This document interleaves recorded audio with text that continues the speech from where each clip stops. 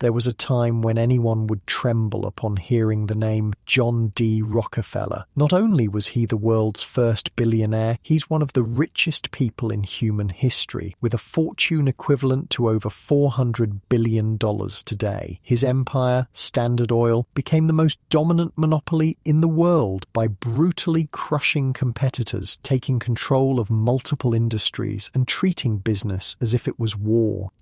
Here's what life was really like for the boy who rose from desperate poverty to become the most powerful businessman in America.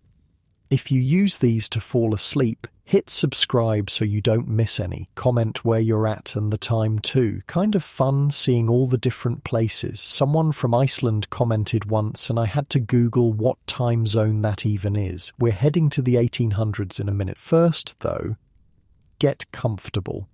Seriously, take a second. Adjust whatever needs adjusting. You're not going to want to move once we start.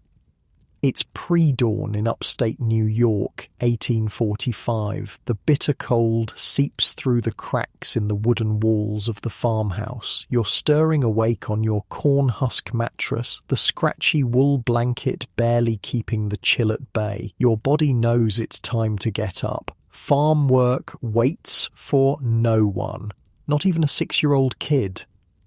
The first thing that hits you is the hunger, not the normal kind of hungry you might feel now, lying in your comfortable bed. This is the hollow, constant ache of someone who never quite gets enough food. Your stomach is making that weird gurgling noise again. You're John D. Rockefeller, and right now, you're about as far from a billionaire as humanly possible.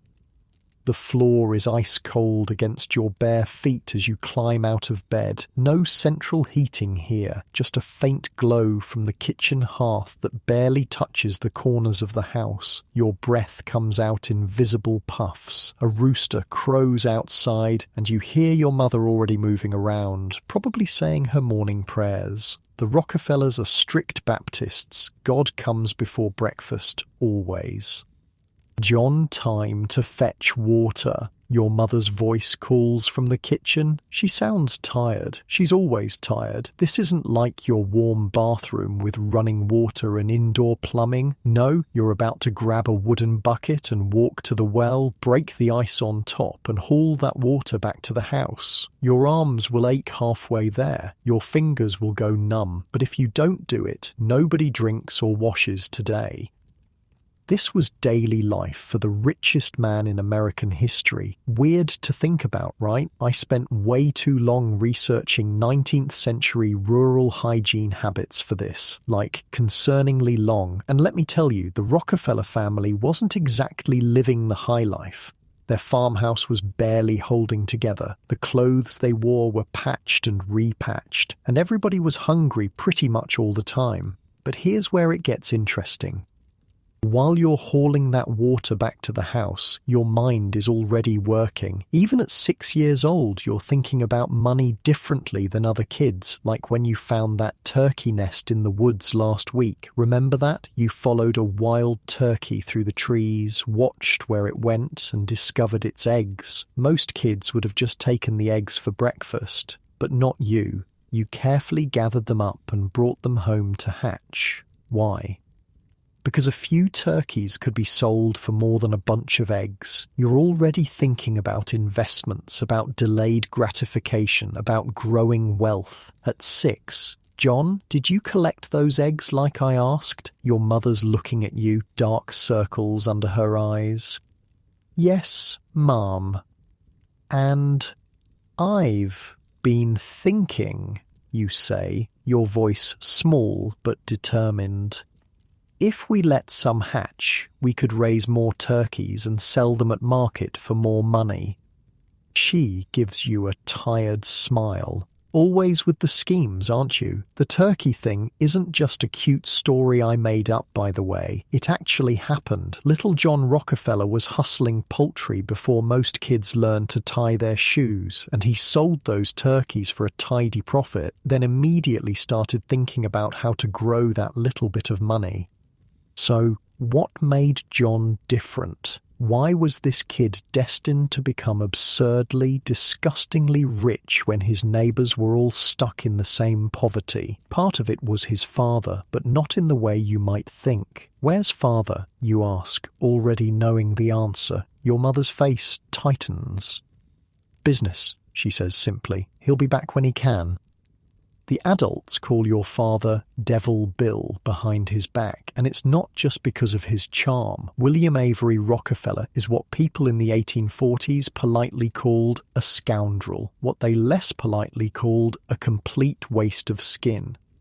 He's off somewhere right now selling fake medicine to desperate people, calling himself Dr. William Livingston. He peddles bottles of mysterious liquid that supposedly cures cancer, fixes broken bones, makes you irresistible to the opposite sex, and probably whitens your teeth while it's at it. Imagine growing up knowing your dad is basically a con artist. That's John's childhood. He said he'd be back with money, your mother says, but her voice lacks conviction. Sometimes Bill does come back with money. He'll show up in the middle of the night, roaring drunk, tossing candy to the kids and pressing cash into your mother's reluctant hands. He'll stay for a week, maybe two, being loud and charming and filling the house with his presence.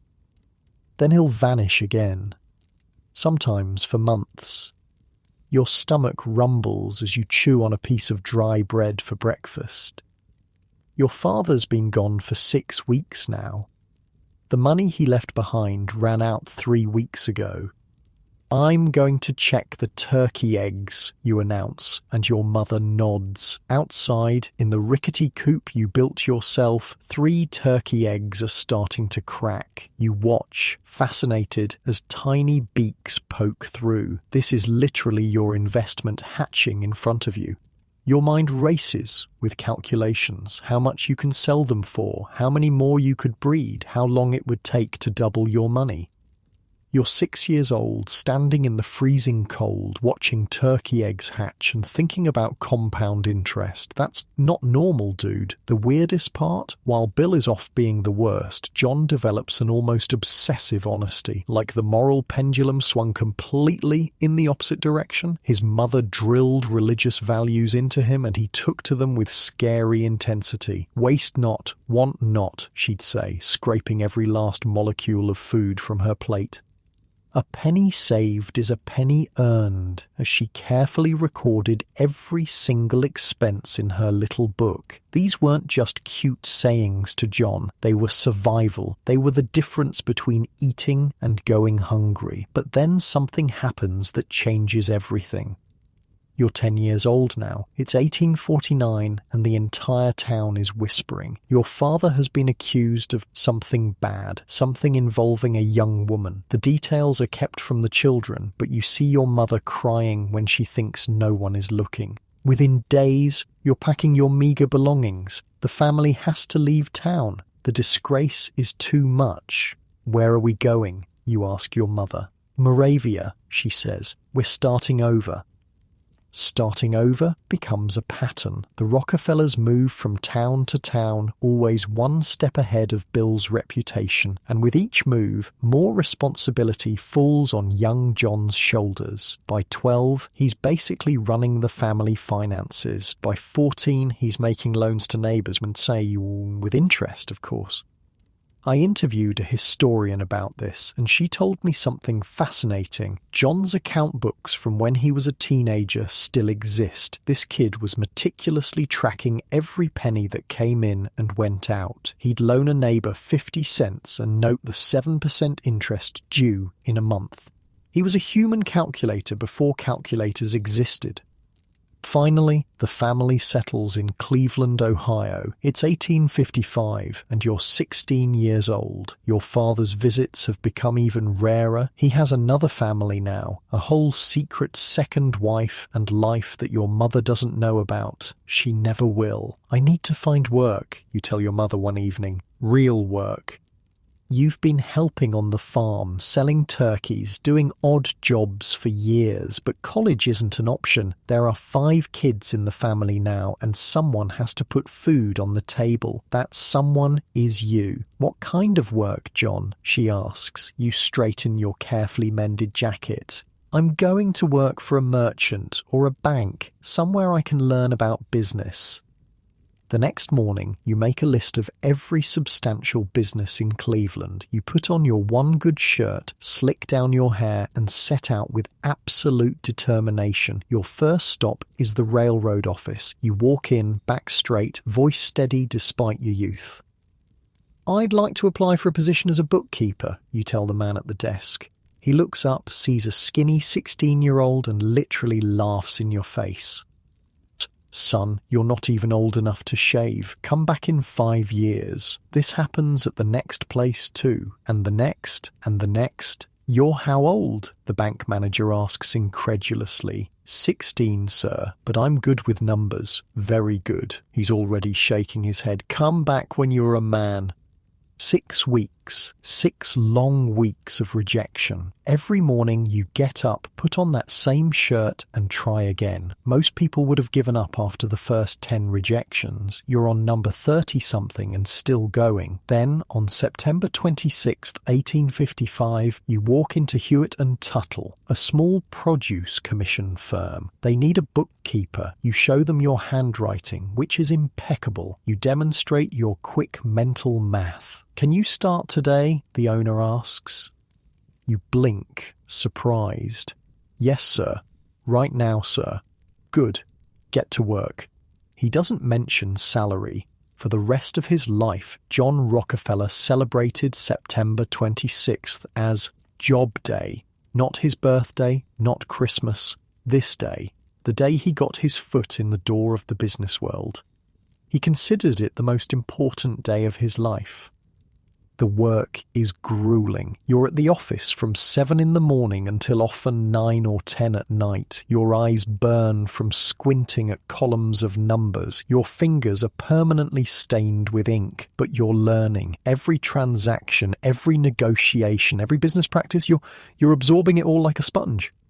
One day, your boss comes in with a check for $4,000, a staggering sum in 1855. He puts it in the safe and leaves for lunch. You know the combination. When he's gone, you open the safe just to hold the check in your hands. You stare at it, mesmerized by what it represents. I am bound to be rich, you whisper to yourself. Bound to be rich. This becomes your daily mantra. Every morning before work, you look in the mirror and repeat, I am bound to be rich. Not hoping, not wanting, bound. Like it's already decided, just waiting to happen. After 3 months, you finally get your first payment. $50 for 3 months' work. That's about 50 cents a day. But your bosses are impressed with your dedication. They raise your salary to $300 per year, roughly $11,000 in today's money. It's not much, but it's enough for independence, enough to help support your mother and siblings, and even with this tiny income, you immediately begin giving 10% to charity, something you'll continue doing for the rest of your life. I know, it's weird to think of the ultimate capitalist robber baron as charitable, but there are actual church records showing John's donations from when he was making basically nothing. The guy was complicated. For 2 years, you work your fingers to the bone at Hewitt and Tuttle. You master every aspect of the business, but then the economy slows down and one of the partners quits. Suddenly, all his responsibilities fall on you, but your salary doesn't increase. You start to see the writing on the wall. The business is struggling. It might not survive much longer. Most people would panic. You see opportunity. In your boarding house, you've become friends with a chemist named Maurice Clark who works nearby. He's 28, you're just 18, but you've impressed him with your business knowledge and work ethic. One evening, over a simple dinner, Maurice leans forward. I've been thinking of starting my own produce commission business, but I need a partner who understands the books. You don't hesitate. I'm your man. You'd need to invest $2,000, Maurice says. Can you raise it? $2,000 in 1857 was no small sum, about $70,000 today. You've been saving every penny, but it's nowhere near enough. I'll find a way, you say with absolute confidence, and somehow you do. You cobble together savings and loans. You approach people with such certainty that they can't help but believe in you. At 19 years old, you become co-owner of Clark and Rockefeller, a produce commission merchant. From farm boy to business owner in 3 years. The early days are brutal. You and Maurice work from dawn until midnight. You travel constantly, meeting with farmers and merchants, building connections. Your feet develop blisters on top of blisters. You sometimes sleep on sacks of grain when there's no time to go home. But the business grows and grows. Here's the crazy part. You guys need more capital to expand, so you come up with this absolutely wild strategy. You go around Cleveland publicly saying that Clark and Rockefeller is looking to invest $10,000 in something. You don't have anywhere near that money, but you create the impression of success. And it works. Banks suddenly want to lend to you. The successful-looking business gets the credit it needs to actually become successful. It's basically fake it till you make it, 1850s style. Then the Civil War breaks out. As a devout Baptist, you strongly oppose slavery. The Union cause matters to you, but you also have 6 mouths to feed at home. Your mother and siblings still rely on your income, so instead of enlisting yourself, you pay $300 for a substitute soldier. This was legal back then, and you even equip several more Union soldiers out of your own pocket. Meanwhile, the war creates an economic boom in the northern states. Cleveland becomes a strategic location for the Union. Food prices inflate dramatically. Your produce business quadruples almost overnight. By 1862, you and Maurice clear a profit of $17,000, over $500,000 in today's money. Not bad for a 23-year-old who started with nothing, but something even bigger is about to land in your lap. One evening, a man named Samuel Andrews comes to your office. He's a young English chemist with an interesting proposition. Before electricity, people lit their homes with oil lamps. Traditionally, this oil came from whales, but whaling was expensive and difficult, and some whale species were being hunted to near extinction. But in 1859, people had discovered you could extract rock oil or petroleum by drilling into the ground, and it burned just as well as whale oil.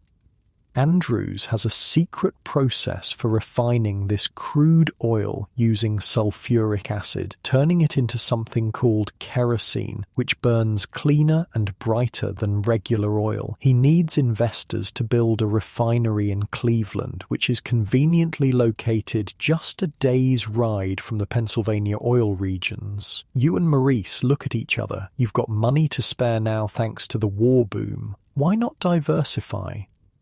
You lend Andrews $4,000 to set up his refinery, considering it a side venture while you continue with your produce business. But within a year, something unexpected happens. The oil refinery starts making more money than your main business. A lot more money. We need to talk, you tell Maurice one day, ledgers spread open before you both. Look at these numbers.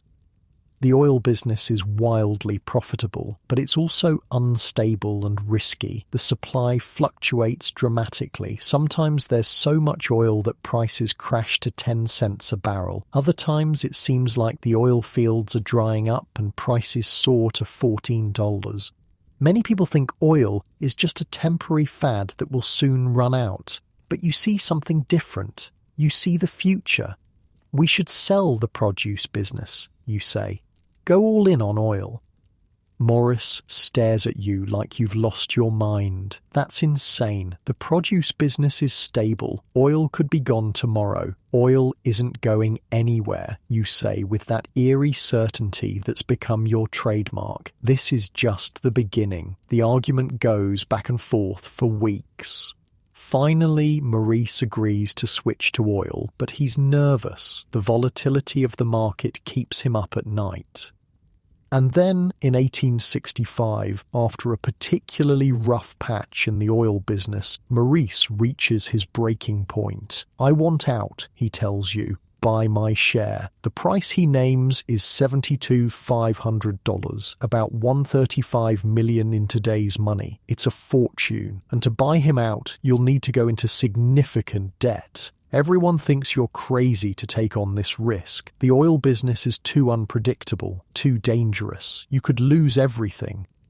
But that same day, news arrives from Pennsylvania. A massive new oil field has been discovered. The market is about to be flooded with crude oil. Most refiners see this as a disaster. Prices will crash again. You see it differently. You see opportunity where others see catastrophe. "I'll buy your share," you tell Maurice, your voice steady despite the fear you're feeling inside. You're 26 years old, you've just gone all in on one of the riskiest industries in America, and now you need to find a way to crush your competition if you want to survive. The foundation of the world's greatest fortune was about to be laid, and it all started with that scared, hungry kid on a corn husk mattress. But how John Rockefeller went from ambitious young businessman to the most feared monopolist in American history, that's where things get really interesting.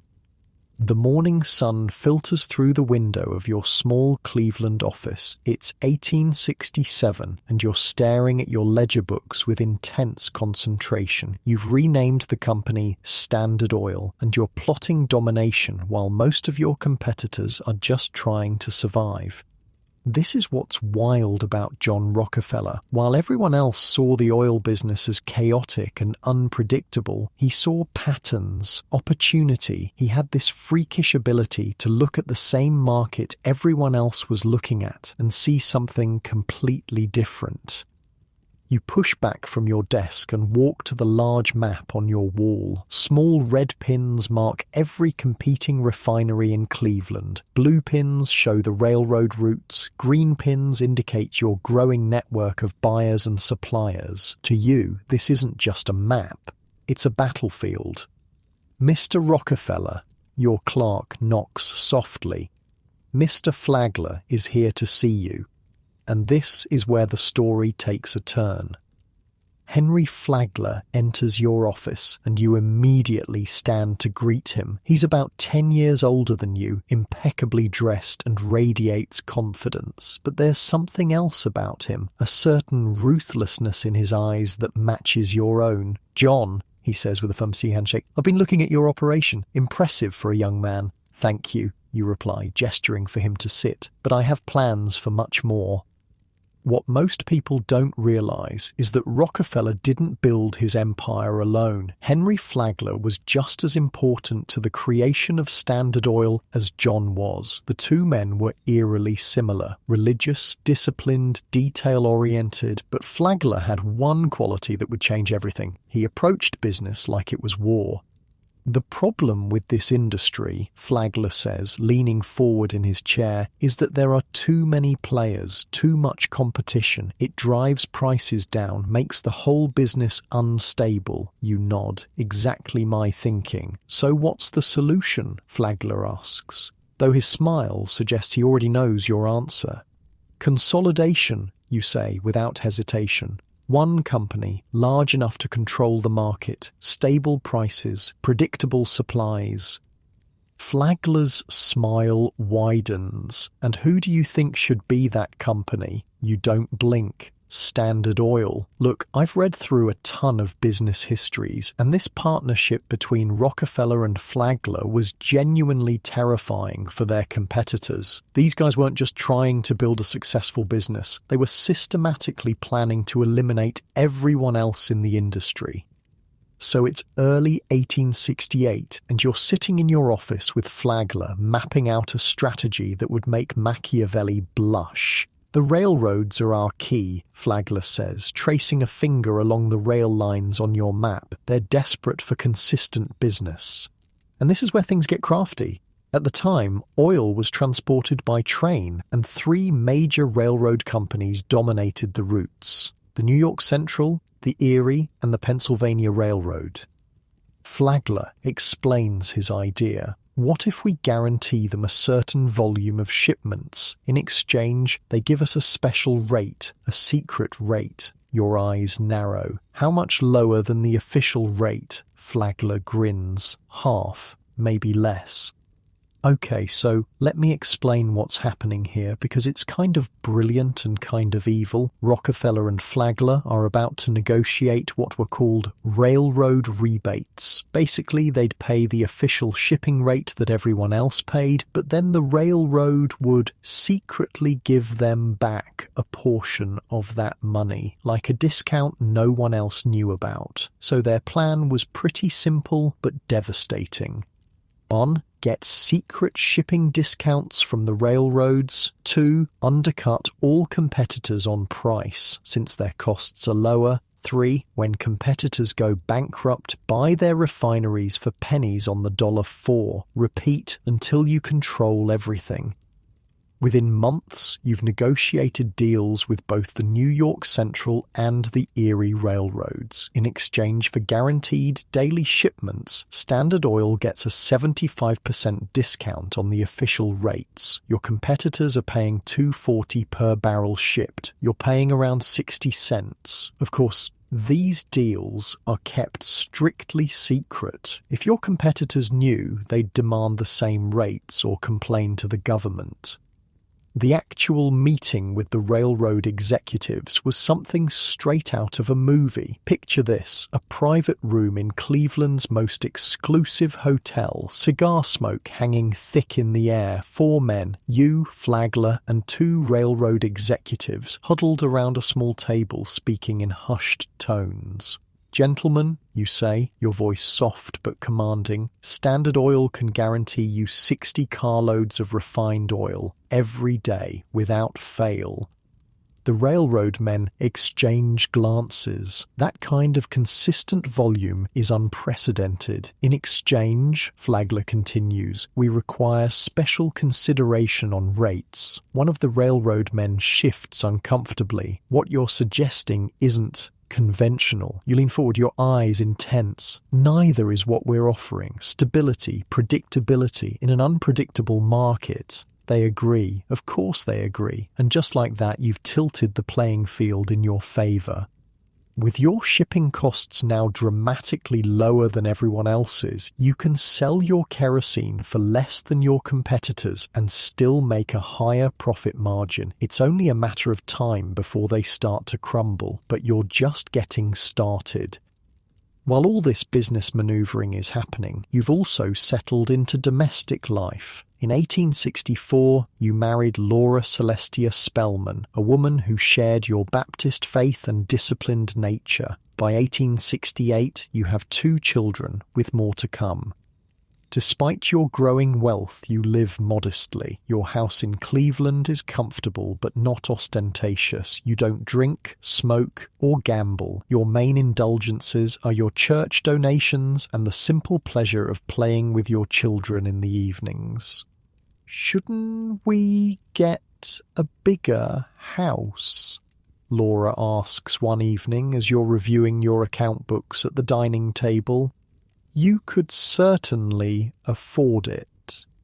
You look up, considering. What we have is sufficient. Better to reinvest the money where it can grow. She smiles slightly. Always the businessman. Always, you agree. This is something that always gets me about Rockefeller. The guy was becoming insanely wealthy, but he lived like a middle-class minister. No flash, no extravagance. Every penny was accounted for, every expenditure questioned. He was building an empire with the discipline of a monk. Back at Standard Oil, your strategy is working better than even you expected. The lower prices you're able to offer are putting immense pressure on your competitors. Some are already approaching you about selling out, but then something happens that threatens to derail everything. The discovery of massive new oil fields in Pennsylvania. Suddenly, there's so much crude oil on the market that prices collapse. Oil that was selling for $4 a barrel now goes for $2.40, and many predict it will fall even further. Your competitors are panicking. Nearly 90% of oil refiners are losing money. You and Flagler, however, see this as the perfect storm, a chance to consolidate the industry even faster than you'd planned.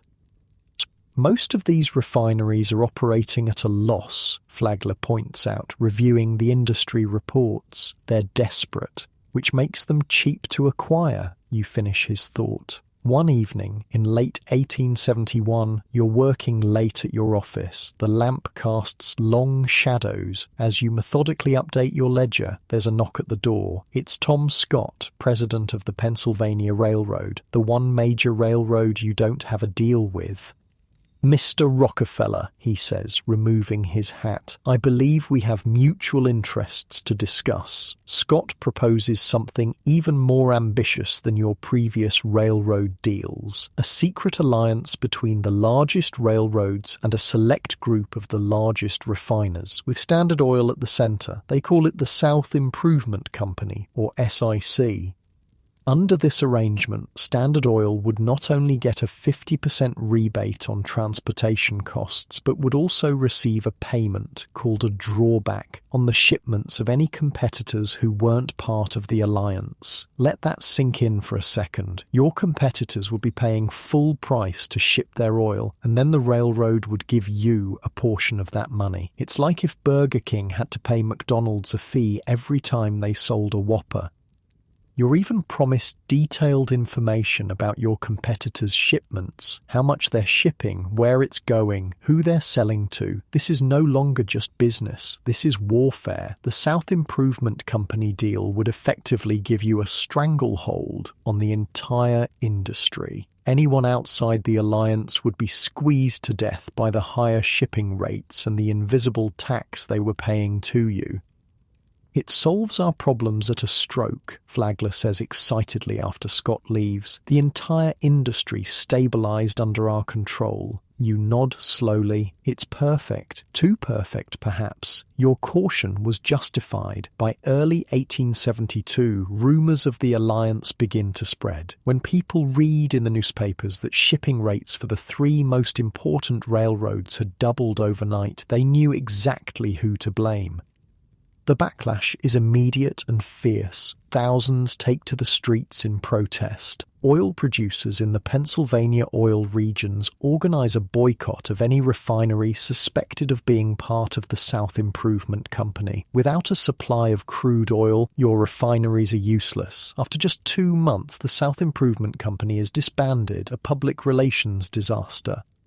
But here's the thing, even though the SIC failed, the mere rumour of its existence created a panic in the industry. Everyone assumes Standard Oil still has secret deals with the railroads, whether true or not, and you decide to use that fear to your advantage. In a period of just 6 weeks, known later as the Cleveland Massacre, you approach 22 of the 26 oil refining companies in Cleveland and give them an ultimatum: sell to Standard Oil or be crushed. You walk into each competitor's office with the same offer. Standard Oil will buy them out, paying not in cash but in Standard Oil stock. The alternative is to face Standard's lower prices, superior technology, and perceived railroad advantages. Mr. Rockefeller is here to see you, the secretary announces, and the refinery owner's face goes pale. You enter, hat in hand, the picture of politeness. Good afternoon. I think you know why I'm here. The refinery owner, a man named Reynolds, who you've known for years, gestures to a chair. John, let's not dance around it. You're buying everyone up. Consolidation is the future, you say calmly. This industry can't survive with dozens of small refineries undercutting each other. Reynolds laughs bitterly. So instead, one big refinery will undercut us all until we're gone. You open your briefcase and remove some papers. I'm prepared to offer you $45,000 for your refinery, paid in Standard Oil stock. Reynolds's eyes widen. His refinery is worth at least $150,000. That's robbery. That's the future, you correct him. Your refinery is losing money every day. How long can you keep operating at a loss? 6 months? A year? And what will your refinery be worth then? You slide the papers across his desk. Standard Oil stock, on the other hand, will only increase in value as we grow. Reynolds stares at the papers for a long moment. And if I refuse, your expression doesn't change. Then we wish you the best of luck competing in the new market. We don't know exactly what went down in these meetings, but we do know the results.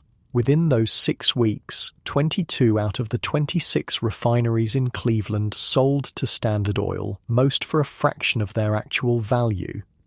Whenever anyone sold out, you gave them only 2 options: sign a contract prohibiting them from ever re-entering the oil business, or join Standard Oil as an employee or partner. Many chose to join, which meant you now had the brightest minds in the industry working for you instead of against you. By mid-1872, you'd achieved something unprecedented. Standard Oil now controlled 85% of Cleveland's oil refining capacity. You'd gone from 1 refinery to 22 in less than 3 months. The funniest part about all this? John was only 33 years old. 33. While most guys his age were still figuring out what to do with their lives, he had already built the foundation of one of the greatest business empires in history.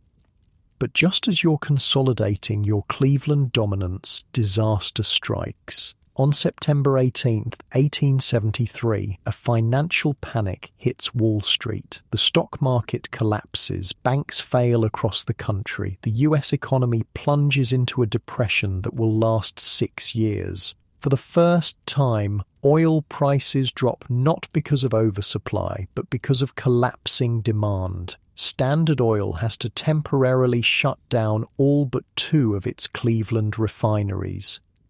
By 1874, a single barrel of oil is trading for just 48 cents, less than the cost of the wooden barrel it's stored in. It seems like the entire industry might collapse, but unlike your competitors, Standard Oil has carefully managed finances, excellent credit with banks, and modernized, efficient refineries. Even in these bleak conditions, you're still able to operate at a small profit while others bleed money. And as always, you see opportunity in crisis. You call Flagler into your office one cold January morning in 1874. The streets of Cleveland are nearly empty, businesses closed or operating at reduced hours. The Depression has left the city, like much of America, in a state of economic paralysis. Henry, you say, spreading a map on your desk, it's time to expand. Flagler looks at you like you've lost your mind. Expand? Now? In the middle of a depression? You trace your finger across the map, touching Pittsburgh, Philadelphia, New York. Everyone is struggling. Refineries in these cities are operating at a loss, burning through their reserves just to stay alive, which means they're cheap, Flagler says slowly, beginning to understand. Exactly, you nod. We've conquered Cleveland. Now we take the rest. And that's exactly what you do. You initiate a nationwide buyout campaign, and whenever anyone is reluctant to sell, you resort to the same indirect tactics that worked in Cleveland. You buy up all the available barrels so competitors can't package their oil. You reserve all available railroad capacity so they can't ship their product. You use your railroad connections to get their shipping rates raised to ruinous levels. Then, when they're on the verge of bankruptcy, you swoop in with an offer to save them by buying them out, at a steep discount, of course. Picture this scene, a small refinery owner in Pittsburgh sitting in his cold office. It's been weeks since he's received a shipment of barrels for his refined oil. His workers are idle. The banks won't extend more credit. His wife has already pawned her jewelry to keep the business afloat. Then you walk in impeccably dressed despite the economic depression, calm, confident. "I understand you're having some difficulties," you say, removing your gloves. The refinery owner looks up, his face haggard. "You engineered those difficulties. You don't deny it. I've come with a solution." By the time the Depression begins to lift in the late 1870s, Standard Oil controls over half of Pittsburgh's refining capacity, the largest refineries in Philadelphia, and has secured a dominant position in New York as well. To further strengthen your grip on the industry, you begin building a network of pipelines to transport oil. These pipelines reduce your reliance on the railroads and further lower your costs. With these pipelines stretching across the eastern United States like tentacles, Standard Oil earns a new nickname among its enemies, the Octopus, and you, John D. Rockefeller, are only just beginning. By your late 30s, you're already one of the wealthiest men in America, and you've laid the groundwork for a monopoly that will soon control 90% of the oil refining in the entire country. The ruthless tactics that built this empire have made you many enemies. The largest newspaper in America calls Standard Oil the most cruel, impudent, pitiless, and grasping monopoly that ever fastened upon a country. But in your mind, you're bringing order to chaos, stability to volatility. You're not destroying the oil industry, you're saving it from itself. You stand at your office window watching the snow fall on Cleveland. Your competitors fear you. The public is beginning to hate you, but you're convinced that what you're doing is not just good business. It's your divine calling. "Mr. Rockefeller," your secretary interrupts your thoughts. "Mr. Flagler needs to see you immediately. There's a situation with the Pennsylvania Railroad." You turn from the window, straightening your jacket. "Tell him I'll be right there." The battle for complete control of America's oil industry is about to enter its most vicious phase, and at its center stands you, the quiet, religious man who treats business like war. The clock on your office wall shows nearly midnight. You're still at your desk, lamplight casting shadows across the papers spread before you. It's 1877, and the conflict with the Pennsylvania Railroad has reached a breaking point. You tap your pencil against the ledger. For years, the railroads have been essential to your business. Now they're becoming a liability. "Mr. Rockefeller?" Your assistant knocks softly. "Mr. Flagler asked me to give you this." He hands you a telegram. Tom Scott, president of the Pennsylvania Railroad, has done something unforgivable. He started building his own oil refineries. "So," you say quietly, folding the telegram, "war it is." For the railroad companies, the oil industry had been a tremendous source of business. But as Standard Oil began laying its vast network of pipelines, the railroads faced the terrifying prospect that their most important customer was making them obsolete. So Tom Scott decided to fight back by entering the oil business himself. Bad move. You gather your top executives the next morning. The room is tense, faces grim. These men understand what's at stake. "Gentlemen," you say, your voice mild as ever, "the Pennsylvania Railroad has declared war on Standard Oil. They've chosen to compete with us directly." Flagler leans forward. "What do you propose, John?" You smile slightly. "We're going to crush them." I'm not exaggerating when I say what happened next was one of the most brutal corporate battles in American history. Rockefeller launched what was essentially a three-pronged attack. First, Standard Oil cancelled all shipments with the Pennsylvania Railroad and redirected them to their competitors. Second, Standard lowered the price of kerosene so dramatically that the Pennsylvania's new refineries couldn't possibly make a profit. Third, and this was the killer, Standard convinced the New York Central and Erie railroads to lower their shipping fees to ridiculous levels purely to bleed the Pennsylvania Railroad dry. The Pennsylvania Railroad was forced to make an impossible choice: either match these rock-bottom rates and lose money on every shipment, or maintain their prices and watch their customers flee to cheaper competitors.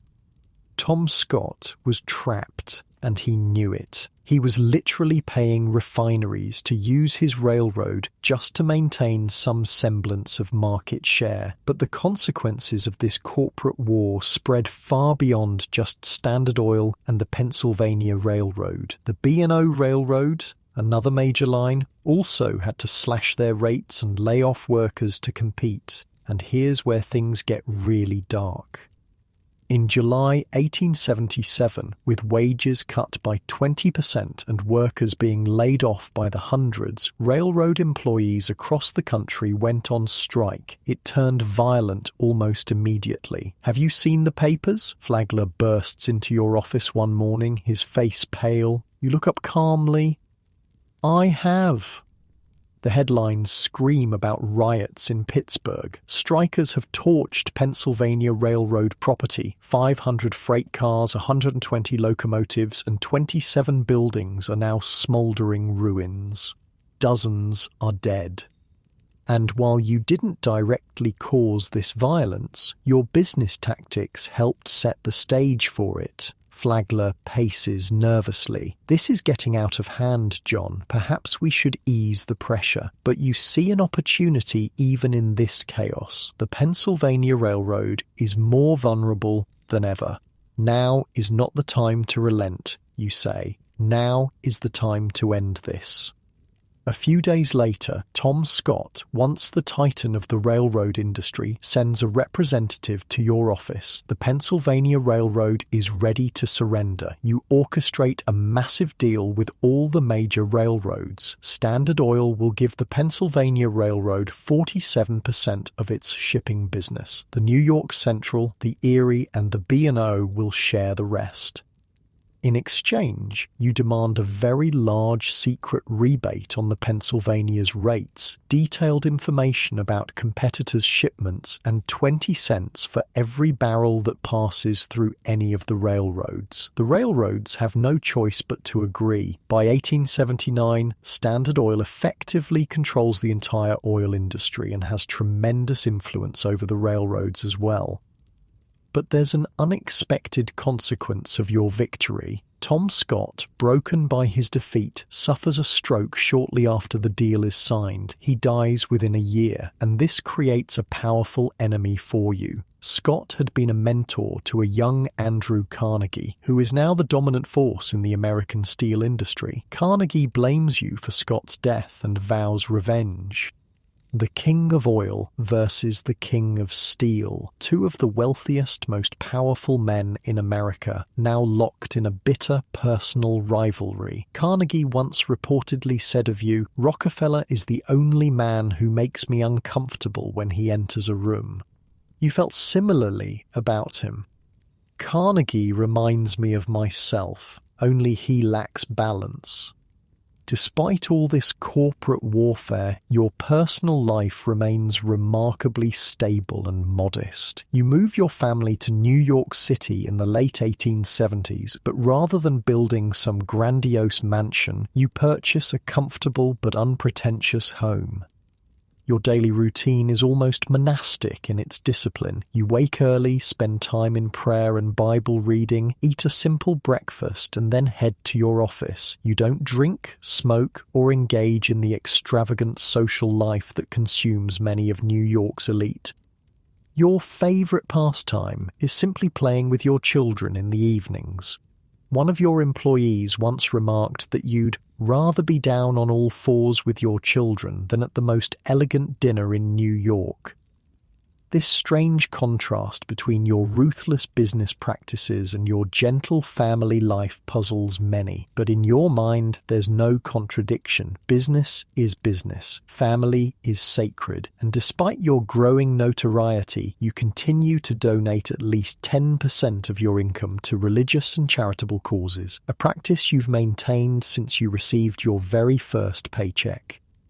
Back at Standard Oil, you're now focusing on vertical integration. Until this point, you've primarily pursued horizontal integration, taking over competitors who do the same thing you do. Now you want to control every step of the supply chain, from oil wells to refineries, to transportation, storage, and retail.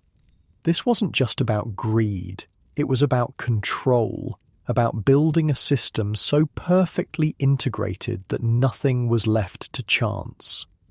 In 1885, a massive new oil field is discovered in Lima, Ohio. It seems like a blessing at first. More oil means more business for Standard, but there's a problem. It smells like a skunk died in a barrel of rotten eggs, your chief chemist explains, wrinkling his nose at a sample of the Ohio oil. Even after refining, this skunk oil, as it's called, has such a high sulfur content that it's practically worthless. It trades for as little as 15 cents per barrel because no one wants to buy kerosene that makes their house smell like death. Most refiners give up on the Ohio oil fields immediately. Not you. Find a way to remove the sulfur, you tell your team of chemists. Whatever it costs. For almost a year, they work on the problem. Finally, they develop a process to remove the sulfur, making the oil usable. Standard Oil is suddenly the only company able to profitably refine and sell this cheaper form of oil. This gives you a massive advantage when, a few years later, oil begins to be discovered in massive quantities throughout the Midwest and Southwest, in Oklahoma, Texas, Kansas, and California. And this ties into another major development, the rise of the automobile. As cars begin to replace horse-drawn carriages, the demand for gasoline, previously considered a waste product of the refining process, skyrockets. Once again, your foresight pays off spectacularly. While others were focused solely on kerosene for lamps, you'd built an empire that was perfectly positioned to fuel the automotive revolution.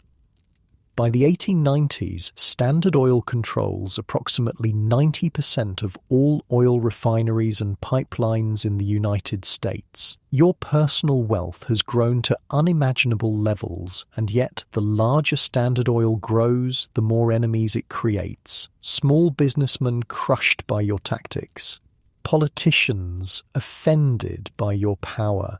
Journalists outraged by your monopolistic practices. You start to take a more hands-off approach to the daily operations of Standard Oil, delegating more responsibilities to trusted lieutenants. Part of this is strategic. By distancing yourself personally from some of the company's more aggressive tactics, you create a buffer between yourself and public criticism.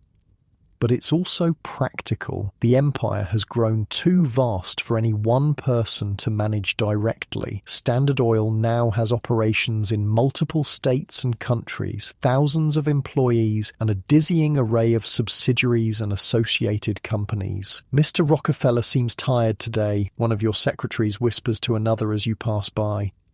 You pretend not to hear, but it's true. You're approaching 50. The stress of building and defending your empire is taking its toll. You've developed digestive problems, and your hair has fallen out completely. Despite being one of the richest men in the world, you now subsist primarily on crackers, milk, and a few simple vegetables, all your stomach can handle.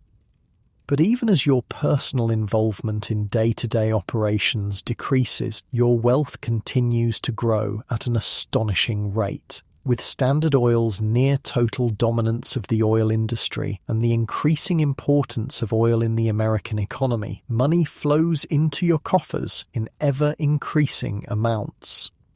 You begin to think more seriously about how to manage this vast fortune. For a man as methodical as you, simply piling up wealth for its own sake isn't satisfying. There must be a purpose, a plan, a system. That's when you hire Frederick Gates, a Baptist minister, to help you manage your philanthropic activities. It's an unconventional choice, a minister rather than a financial expert, but it proves to be brilliant.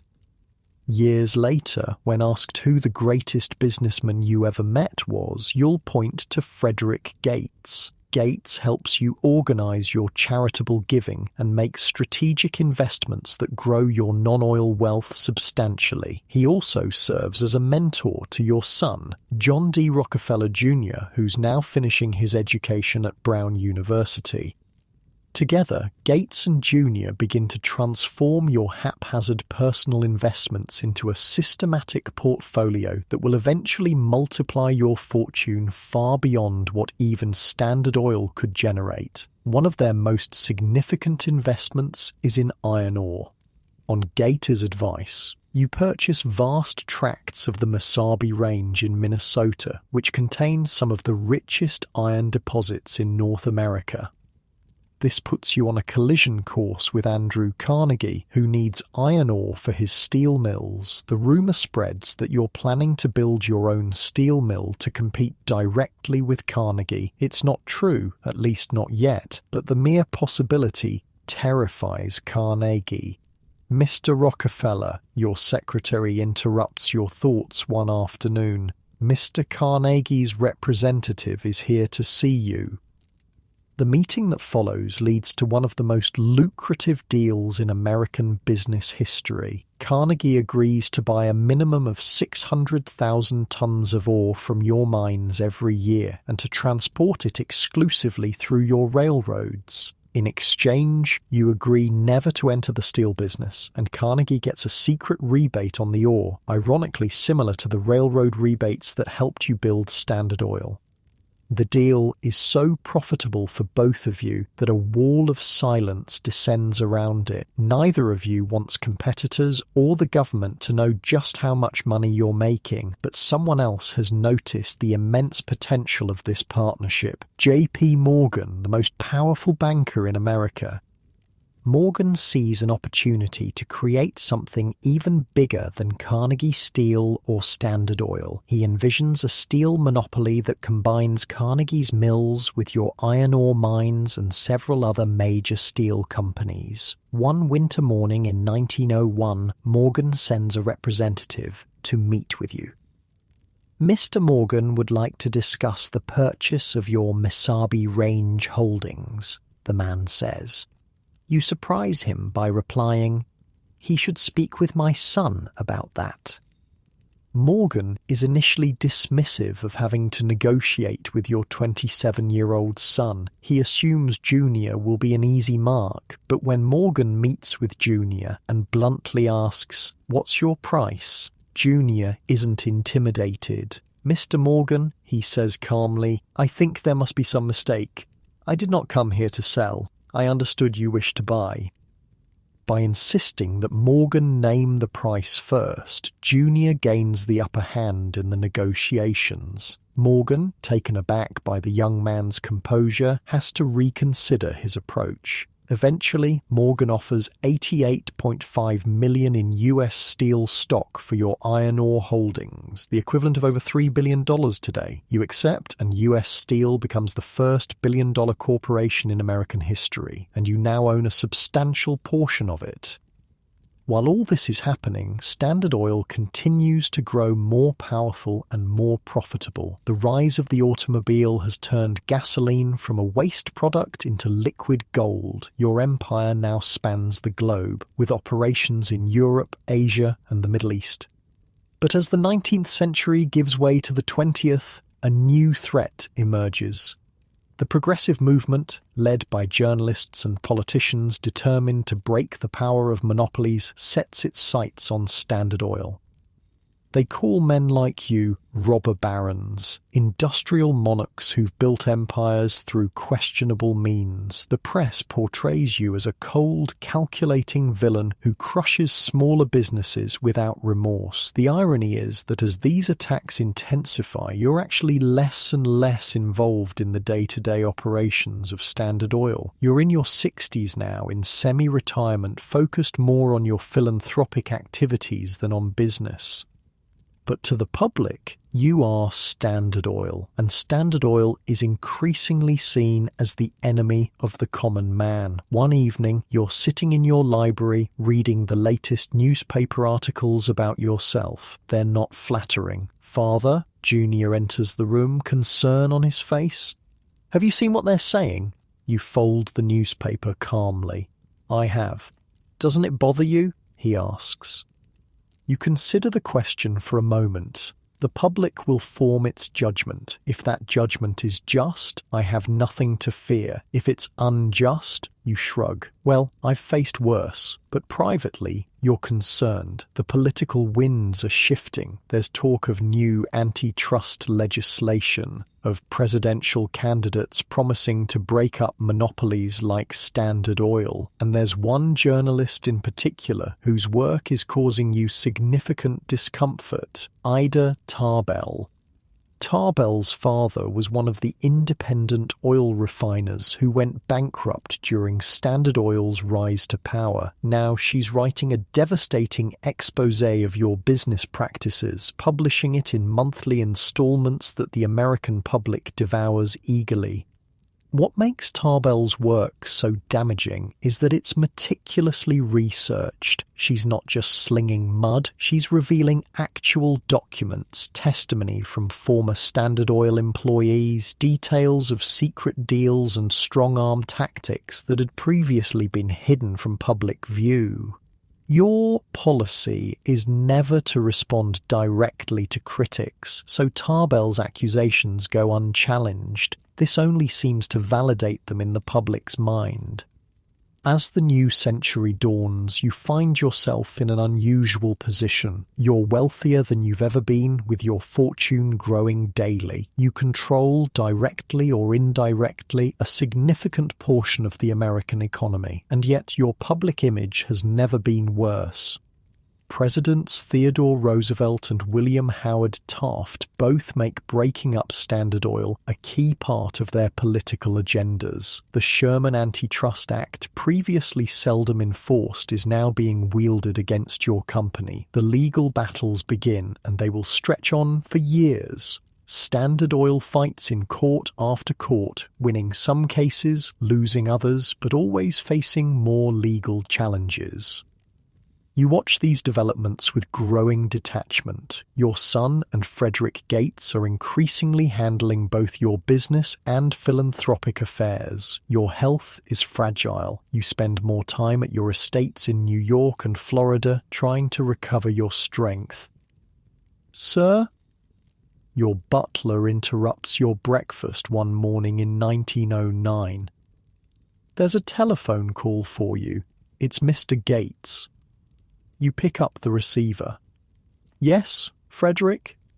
John, Gates says, his voice tense. The Supreme Court has agreed to hear the government's case against Standard Oil. You're silent for a moment. The Supreme Court, the final arbiter. After this, there will be nowhere else to appeal. I see, you say finally. Keep me informed. You hang up and return to your breakfast, your face betraying no emotion, but inside you know that the empire you spent your life building is facing its greatest threat yet.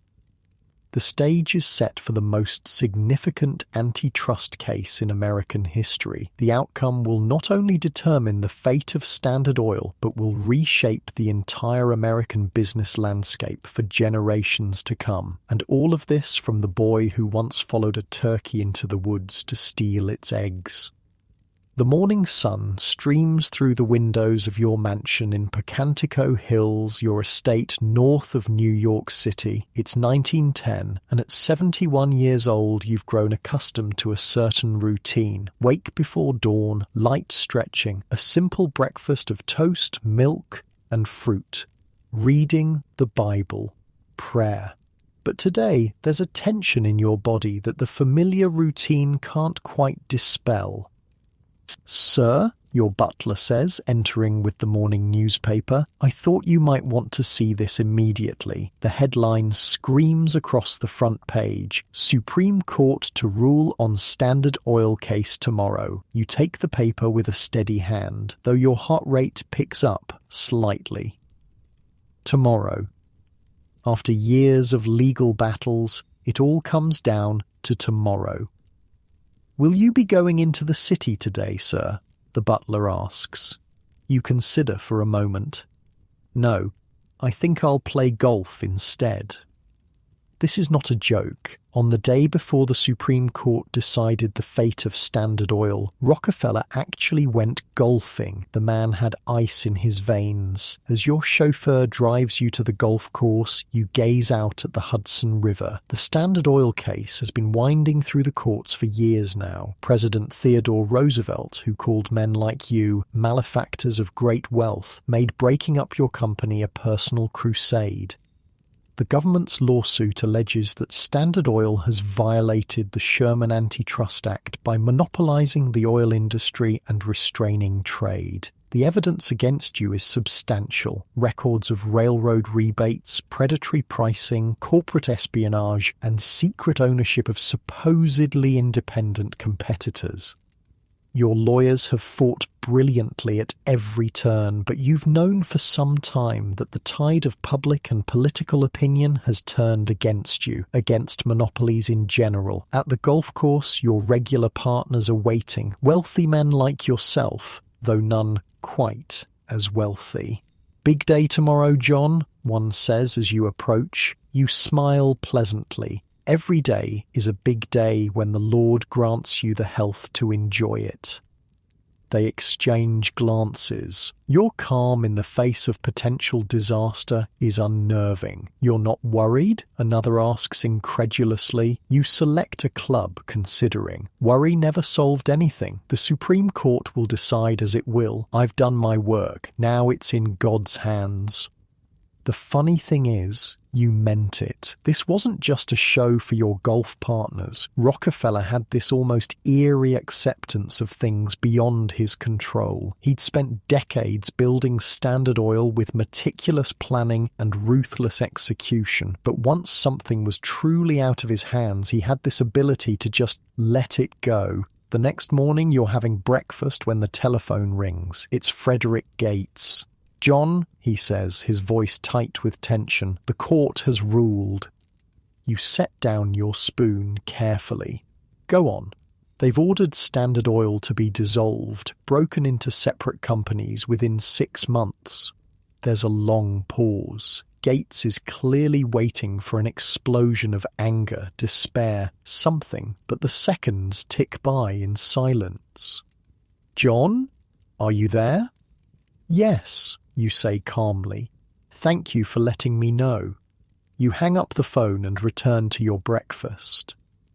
On May 15th, 1911, the Supreme Court found Standard Oil guilty of monopolizing the oil industry through illegal business practices. The court ordered the company to be split into 34 separate entities, each with its own board of directors. After 41 years, your empire had been dealt what appeared to be a fatal blow. That afternoon, reporters gather outside your estate, hoping for a comment. You rarely speak to the press, but today you decide to make an exception. You step out onto the porch, immaculately dressed as always, your bald head gleaming in the spring sunshine. "Mr. Rockefeller," one reporter calls out, "what's your reaction to the Supreme Court's decision?" You smile slightly. "I have nothing to say." "Sir, they've ordered Standard Oil to be broken up. Doesn't that upset you?" You regard them for a moment. "Have a pleasant day, gentlemen." And with that, you turn and go back inside, leaving them baffled by your apparent indifference.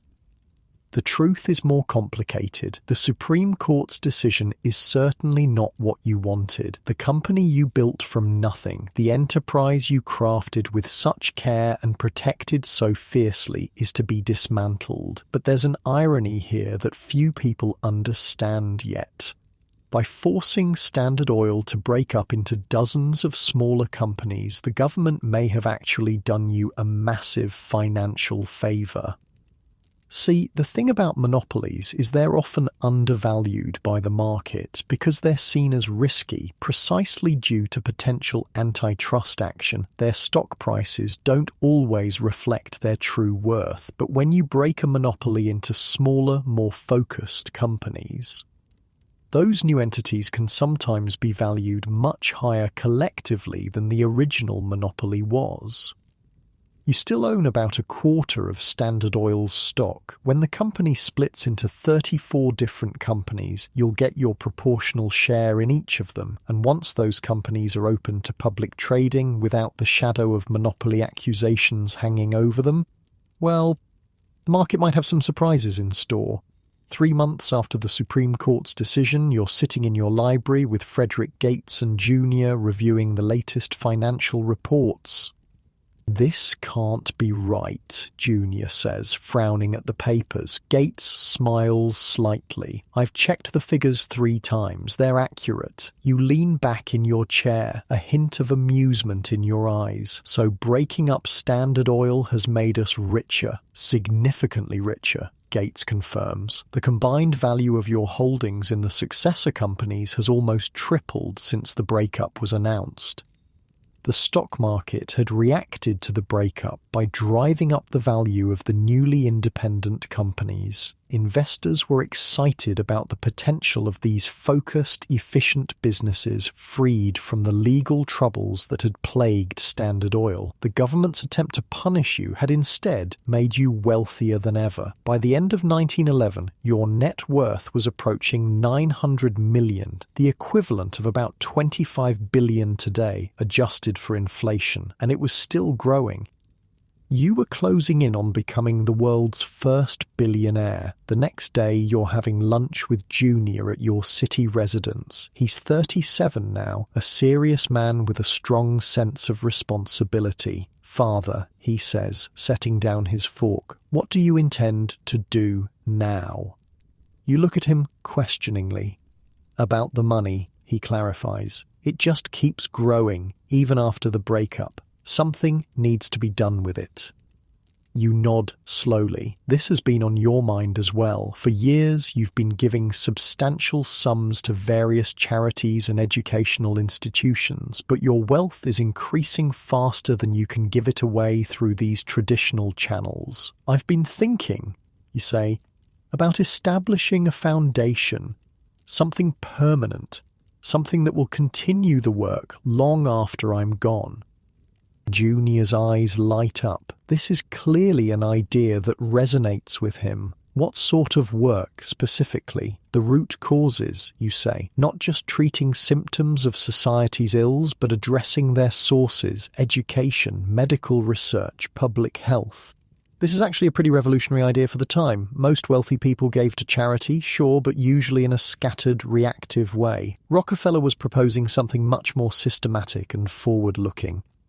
2 years later, in 1913, the Rockefeller Foundation is officially established with an initial endowment of $100 million over $2.6 billion in today's money. Its mission is ambitious: to promote the well-being of mankind throughout the world. You appoint Junior and Frederick Gates to lead the foundation, with a board of distinguished scientists, educators, and public health experts to guide its work. "Sir," your secretary interrupts one afternoon, "Dr. Welch is here to see you." Dr. William Welch, a prominent physician and one of the directors of your foundation, enters your office with an air of excitement. "Mr. Rockefeller," he says, "I believe we've found a promising direction for our medical research funding." He proceeds to tell you about hookworm disease, a parasitic infection that affects millions of people, particularly in the American South. The disease causes anemia, weakness, and developmental problems in children. "The wonderful thing," Welch explains, leaning forward eagerly, "is that we know how to prevent and treat it. It's not like cancer or tuberculosis, where the medical science is still developing. With hookworm, we know what to do. We just need the resources to do it on a large scale." You listen carefully, asking occasional questions about costs, logistics, and expected outcomes. This is exactly the kind of project you've been looking for, one where a strategic investment can make a dramatic difference. "Draft a proposal," you say finally. "Let's make this happen." The Rockefeller Sanitary Commission for the Eradication of Hookworm Disease becomes one of your foundation's first major initiatives. Within a few years, it dramatically reduces the incidence of hookworm in the southern United States and establishes a model for future public health campaigns around the world. This is just the beginning. The Rockefeller Foundation goes on to fund the development of the yellow fever vaccine, establish the first schools of public health, modernize medical education, and support agricultural improvements that will eventually help feed millions. Your approach to philanthropy is the same as your approach to business: methodical, strategic, focused on maximum impact. You're not interested in having buildings named after you or receiving public accolades. You want results. Mr. Rockefeller, a reporter asks at a rare press conference, why are you giving away so much of your fortune? You consider the question. God gave me my money, you say simply. I believe the power to make money is a gift from God, to be developed and used to the best of our ability for the good of mankind. Despite your increasing focus on philanthropy, your wealth continues to grow at an astonishing rate. The successor companies to Standard Oil are thriving in the new automobile-centered economy. Your investments in mining, railroads, and banking are generating enormous returns. By 1916, you achieve what no one in history had achieved before. Your net worth passes $1 billion. You are the world's first billionaire. To put this in perspective, your wealth represents about 2% of the entire US economy. Adjusted for GDP, that would be equivalent to around $450 billion today, making you more than twice as rich as anyone currently living. But money means less and less to you personally.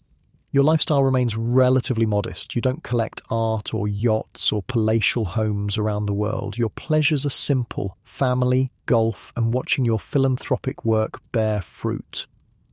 Father, Junior says one evening as you sit together in your library, I've been thinking about the future of our philanthropic work. Go on, you encourage. The foundation is doing excellent work globally, but I wonder if we should consider something more focused on individual development.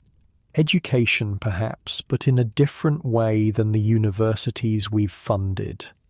Junior goes on to outline his idea for what will eventually become the General Education Board, focused on improving education at all levels, particularly for disadvantaged communities. You listen attentively, nodding occasionally. Junior has increasingly taken over the management of both your business and philanthropic interests. He's proven himself to be thoughtful, strategic, and deeply committed to using wealth for the public good.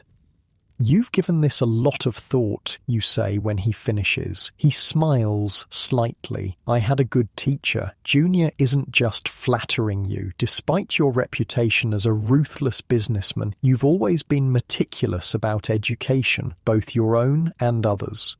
Throughout your career, you've studied constantly, learning every detail of the oil industry and then of finance and investment. I'm considering a significant additional donation to the foundation, you tell him. Perhaps another $100 million. Junior's eyebrows rise. Even for you, that's an enormous sum. Are you sure? He asks. That would bring your total giving to over $500 million. You nod. Money is like manure. It's not worth a thing unless it's spread around, encouraging young things to grow. This was one of Rockefeller's actual sayings, by the way. The guy had a weird thing for farming metaphors. The next day, you're walking through your garden with your grandchildren. At 77, you still have remarkable energy, though your health has improved significantly since your partial retirement. Grandfather, one of the children asks, is it true you're the richest man in the world? You smile down at her.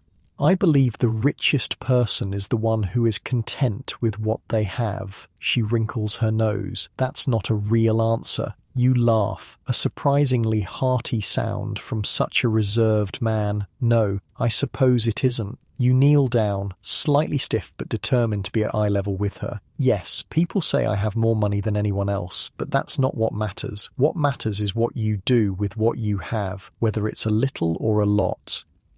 And what are you doing with yours? She asks innocently. Trying to help people, you say simply. Trying to solve problems that make life harder than it needs to be. This is the great paradox of John D. Rockefeller, the man who built his fortune through ruthless business tactics, who crushed competitors without mercy and manipulated markets to his advantage, was also genuinely committed to using that fortune to improve the human condition.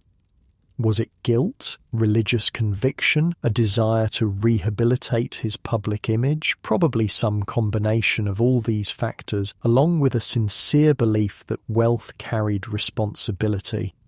As the First World War rages in Europe, your foundation focuses on relief efforts, particularly in Belgium, where millions face starvation under German occupation. You personally contribute millions to these efforts, working closely with future President Herbert Hoover, who is coordinating American relief work. The war accelerates the demand for oil products, particularly gasoline for military vehicles. The successor companies of Standard Oil see their profits and your wealth surge even higher. By 1918, as the war draws to a close, you're approaching 80 years old. Your health is surprisingly good for a man who spent much of his middle age plagued by digestive problems and stress-related ailments. You attribute your longevity to a simple diet, regular exercise, and freedom from worry. Worry, you often tell your grandchildren, never accomplished anything. In your sun-filled study at Pocantico Hills, you're reading through reports from the various foundations and institutions you've established. The Rockefeller Institute for Medical Research, later Rockefeller University, is making breakthroughs in understanding infectious diseases. The General Education Board is transforming schools across America. The Rockefeller Foundation is extending its work globally. Frederick Gates enters with a new stack of papers. The latest reports from China, he says, placing them on your desk. The medical college in Beijing is making excellent progress. You nod, pleased. Your philanthropic work has increasingly taken on a global dimension. You believe that advances in medicine, education, and agriculture should benefit all of humanity, not just Americans. And this, Gates adds, handing you a newspaper, might interest you.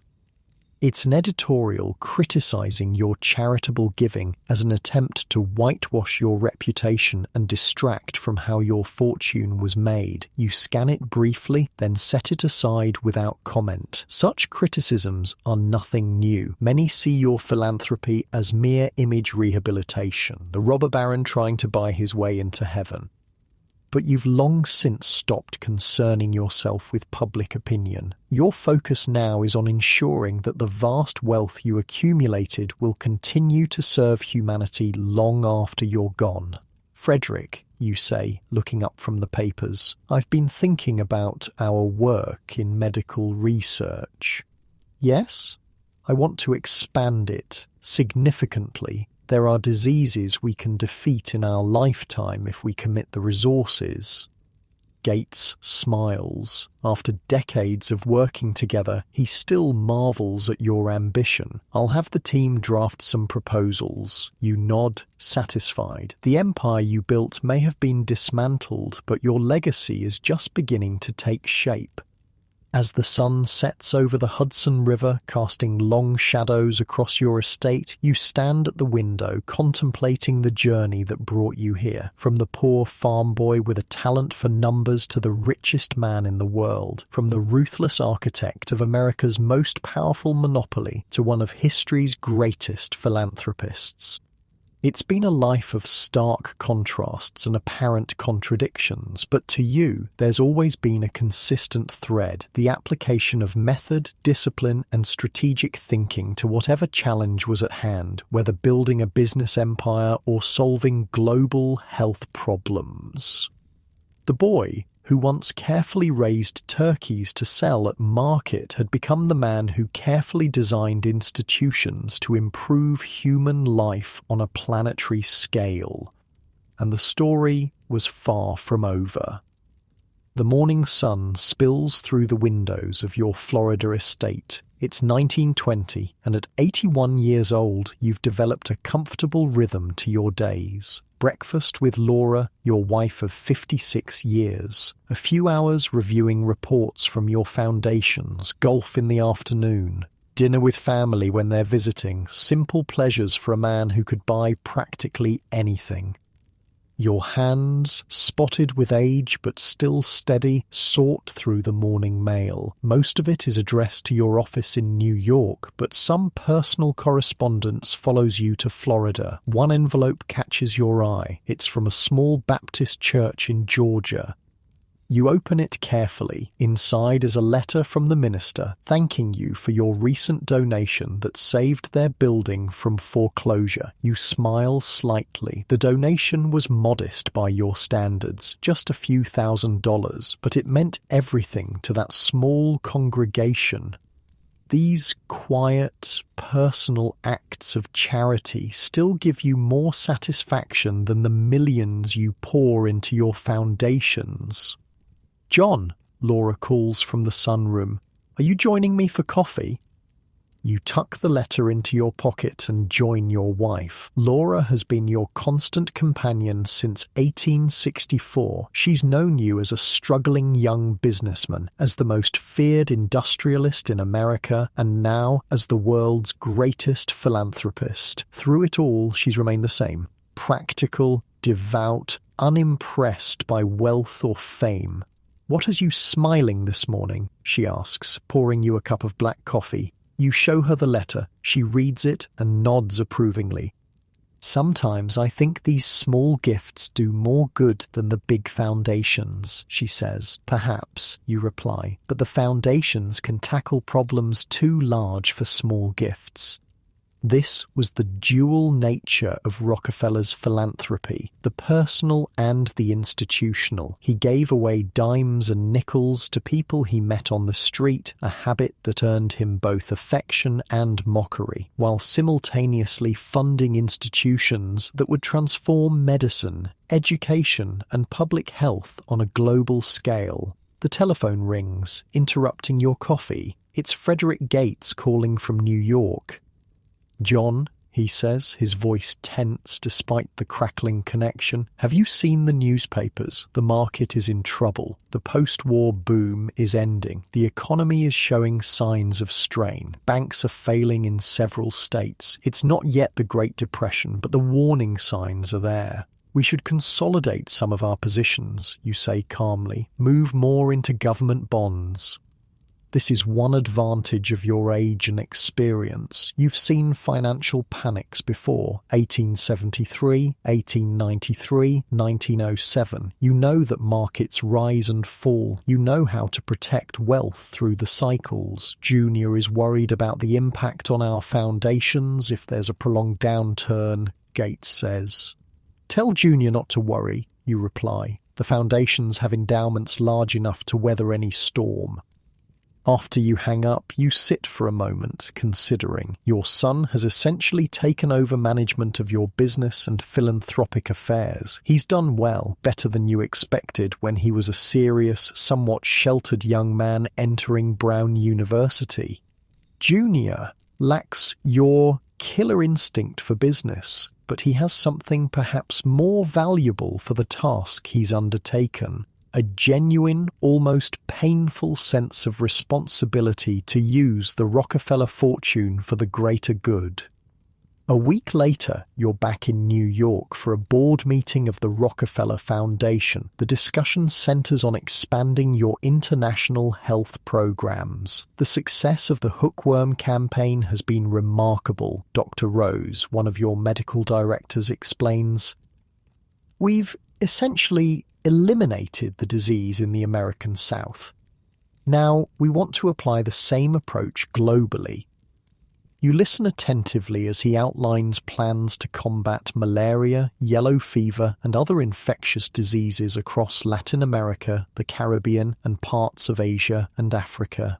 The cost, you ask when he finishes? $25 million over 5 years, he answers promptly. Some of the board members shift uncomfortably at the figure. It's an enormous sum, even for the Rockefeller Foundation.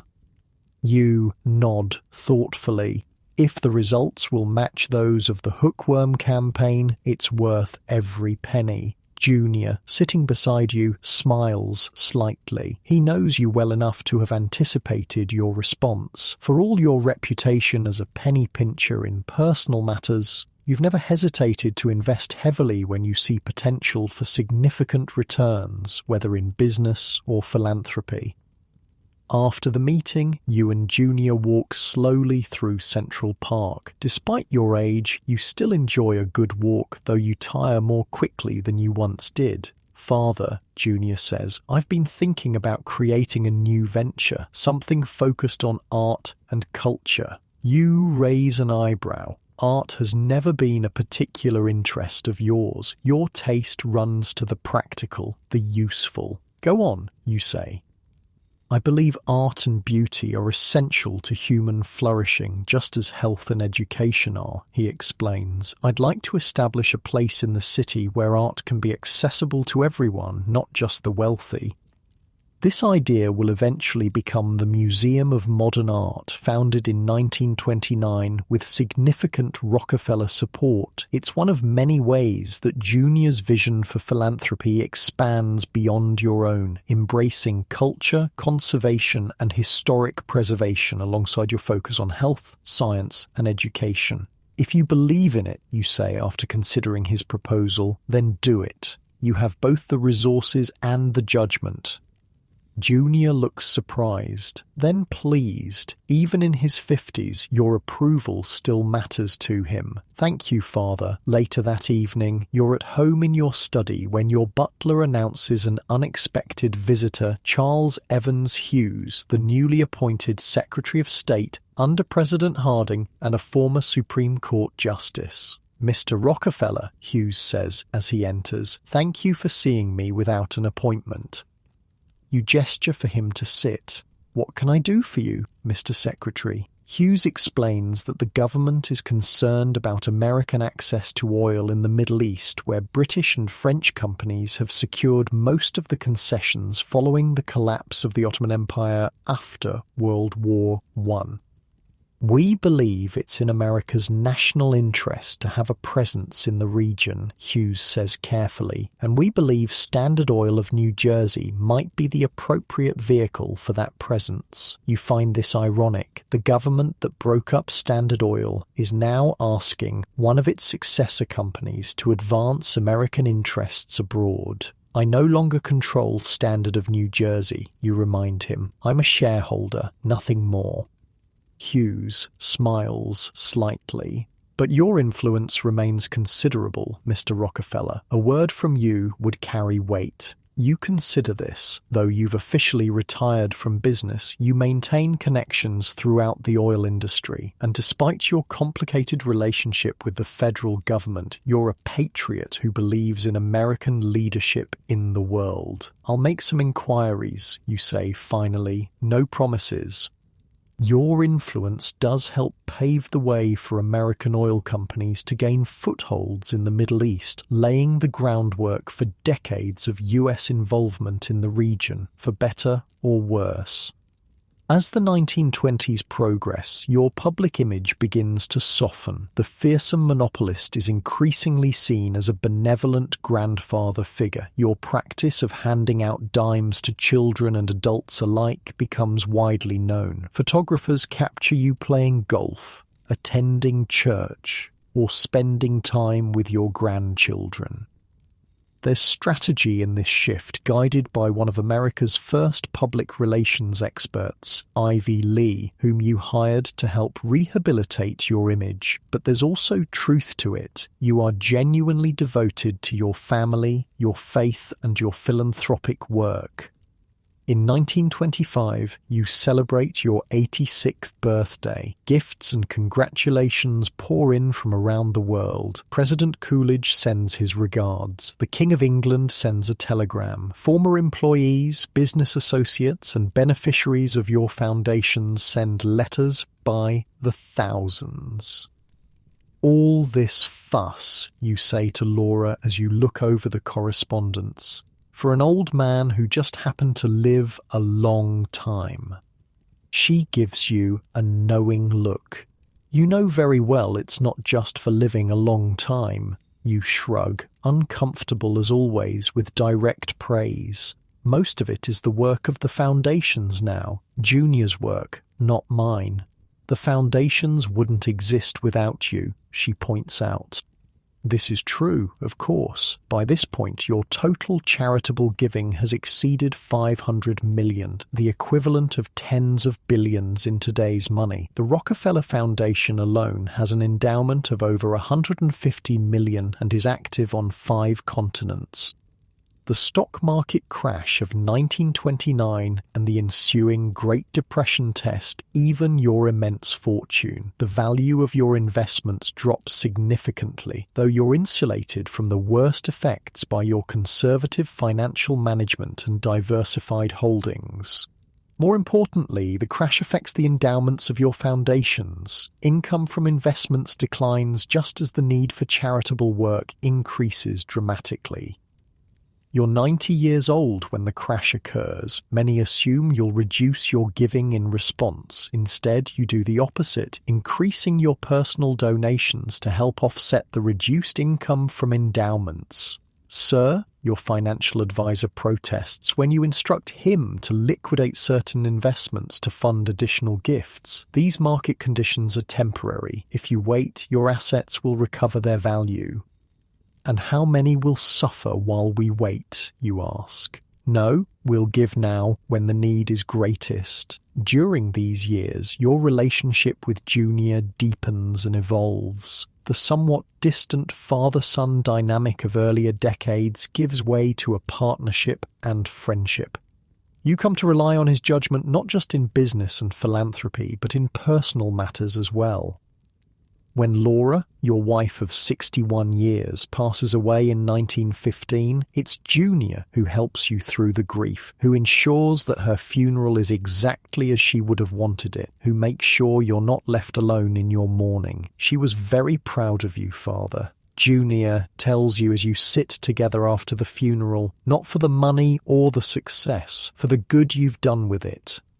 You nod, unable to speak. Laura had been your anchor, your counsel, your conscience. Her faith had helped shape your own. Her practical nature had kept you grounded even as your wealth reached stratospheric levels. As the Depression deepens, you witness how your philanthropic institutions respond to the crisis. The Rockefeller Foundation funds emergency relief efforts. The General Education Board helps keep schools open despite plummeting tax revenues. The Rockefeller Institute for Medical Research continues its work, producing discoveries that will save countless lives. In 1934, your grandson, Nelson, Junior's son, comes to visit you at your Florida estate. He's 26, ambitious, energetic, with a keen interest in both business and public service. He reminds you somewhat of yourself at that age, though with advantages you never had. "Grandfather," he says, sitting beside you on the veranda, "I've been offered a position in President Roosevelt's administration." This raises your eyebrows. The Rockefellers have traditionally been Republicans, and Franklin Roosevelt's New Deal represents a level of government intervention in the economy that makes you deeply uncomfortable. What position, you ask? Assistant Secretary of the Navy. You consider this. The Roosevelt family has a connection to the Navy Department. FDR himself served as Assistant Secretary under Wilson. And you want my advice? You ask. Nelson nods. I do.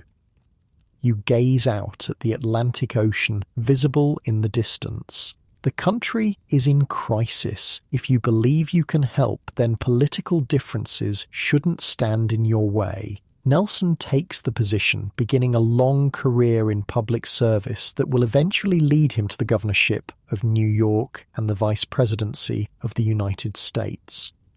As you enter your 90s, your daily routine becomes more limited, but your mind remains sharp. You follow the news closely, particularly developments in science, medicine, and international affairs. You continue to receive regular reports from your foundations and to provide guidance on major decisions.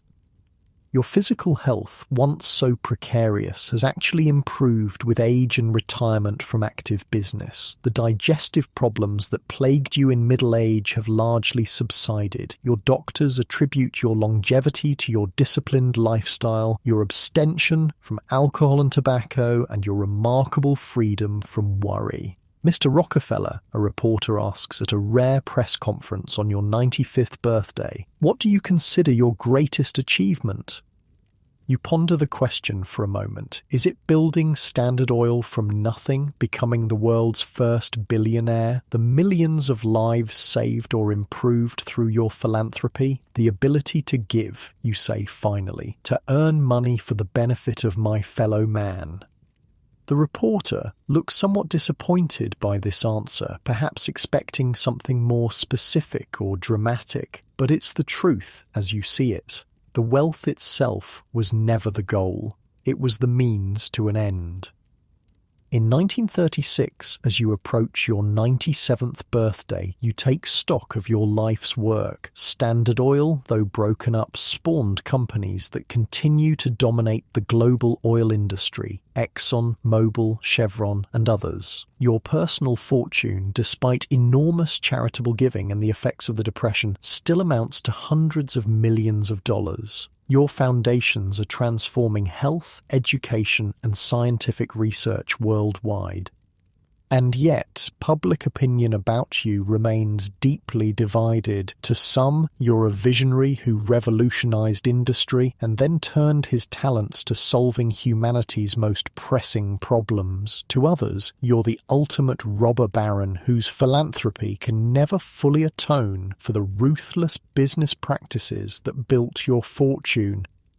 Perhaps both views contain elements of truth. The same strategic mind, the same relentless drive, the same attention to detail that made you a feared competitor also made you an effective philanthropist. The same religious conviction that justified your accumulation of wealth also compelled you to give it away. As the sun sets over your Florida estate, you sit on the veranda wrapped in a light blanket despite the warm evening. Junior sits beside you, the two of you comfortable in silence. I received a letter from the foundation today, Junior says eventually. The yellow fever vaccine has been successfully tested. They believe it will save thousands of lives, perhaps millions eventually. You nod, satisfied. Yellow fever has been a focus of your medical philanthropy for decades. Good, you say simply. Very good. The quiet moments stretch between you, filled with the sound of waves in the distance and the evening calls of birds. Do you ever regret it? Junior asks suddenly. Any of it? You know what he's asking. The cutthroat tactics, the destroyed competitors, the political battles, the decades of public vilification. Regret is a waste of energy, you say after a moment. I did what I believed was right at the time, as did you. Junior smiles slightly. It's not quite an answer, but it's very much you. Practical, forward-looking, unwilling to dwell on the past. As darkness falls, you gaze up at the emerging stars, still amazed by the vastness of the universe despite all you've seen and done in your long life. From a struggling bookkeeper to the richest man in the world, from the architect of America's most powerful monopoly to its greatest philanthropist. It's been a journey of stark contrasts and apparent contradictions, but through it all, there's been a consistency of purpose, a methodical approach to every challenge, a deep conviction that wealth brings responsibility. The boy who once said, "I am bound to be rich," could never have imagined just how rich he would become, or what he would ultimately do with that riches. Morning light filters through the curtains of your bedroom at Ormond Beach, Florida. It's May 1937. At 97 years old, you've outlived almost everyone from your generation. The world has transformed beyond recognition since your birth in 1839. From horse-drawn carriages to automobiles, from whale oil lamps to electric lights, from a fractured nation fighting over slavery to a global power. Your nurse helps you sit up in bed. Your body has grown frailer, your movements more limited, but your mind remains remarkably clear. You can still recall details from business deals made 60 years ago, still follow the progress of your foundations, still recognize the faces of your great-grandchildren when they visit. "Good morning, Mr. Rockefeller," the nurse says cheerfully. "Would you like to sit on the veranda today? The weather is beautiful." You nod. For a while. Junior is visiting this afternoon. Your son, now in his 60s, still consults you on major decisions regarding the family's business and philanthropic interests, though day-to-day management has long since passed from your hands. On the veranda, overlooking the lush Florida landscape, you sip your morning tea and browse through the latest reports from the Rockefeller Foundation. The yellow fever vaccine, developed with your funding, is being distributed throughout Latin America. New medical schools, established with your grants, are training doctors in China. Agricultural programs are increasing food production in Mexico. Your butler approaches with a small stack of mail. "These arrived for you this morning, sir." You sort through them slowly. A letter from a former employee, now elderly himself, a note from one of your great-grandchildren, and an envelope bearing the seal of the President of the United States. Inside is a personal letter from Franklin Roosevelt, thanking you for your foundation's support of polio research. Roosevelt, crippled by the disease himself, has a personal stake in this work. Though you and the president have significant political differences on this issue, you find common ground. "Mr. Rockefeller," your butler interrupts gently, "Dr. Haggard is here for your morning checkup." Dr. Haggard, your personal physician for the past decade, enters with his bag. He's a kind man in his 50s who has the difficult job of maintaining the health of someone approaching the century mark. "How are we feeling today?" he asks, taking your wrist to check your pulse. "Well enough," you reply, "though I seem to tire more easily." The doctor nods. "That's to be expected, Mr. Rockefeller, but your heart sounds strong and your blood pressure is remarkably good for a man of your age." After he leaves, you return to the reports but find your concentration waning. Your mind drifts to the past, not to the business battles or the political fights, but to simpler memories. Your mother teaching you to count pennies at the kitchen table. Your first job as a bookkeeper. Laura on your wedding day, young and full of hope, your children when they were small. "Penny for your thoughts," says a familiar voice. You look up to see Junior standing at the entrance to the veranda. He's arrived earlier than expected. "Just remembering," you say, gesturing for him to sit. Your relationship with Junior has evolved over the decades. The somewhat stern father and dutiful son have become partners, then friends. You've come to respect not just his business acumen, but his vision for philanthropy, which in some ways has surpassed your own. The Foundation Board approved the new public health initiative for Africa, Junior tells you, accepting a glass of lemonade from the butler. Full funding for 5 years. You nod approvingly. "Good, very good. And the Museum of Modern Art expansion is proceeding on schedule," he continues. "Nelson is taking a particular interest in that project."